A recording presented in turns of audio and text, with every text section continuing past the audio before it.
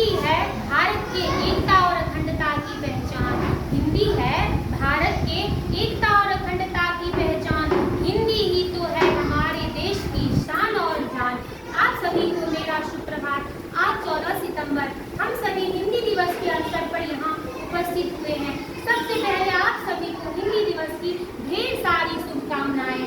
आजादी के बाद जब हमारा संविधान तैयार हो रहा था, देश को चलाने के लिए कई नियम कानून बन रहे थे, तभी सभी भाषाओं में हिंदी को सबसे आगे रखा गया और 14 सितंबर 1949 ईस्वी को हिंदी को राष्ट्रभाषा का दर्जा दिया गया।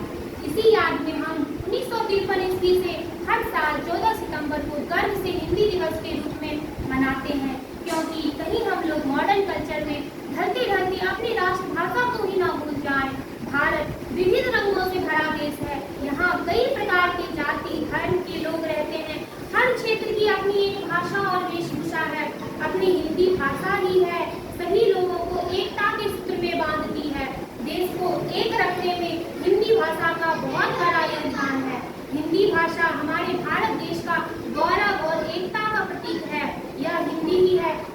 हिंदी हमारी सबसे प्राचीन और महान भाषा है।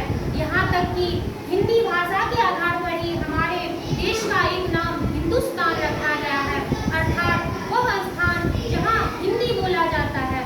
इसलिए गर्व से कहें हम हिंदुस्तानी हैं और हिंदी हमारी पहचान है। सब मिलकर दे सम्मान।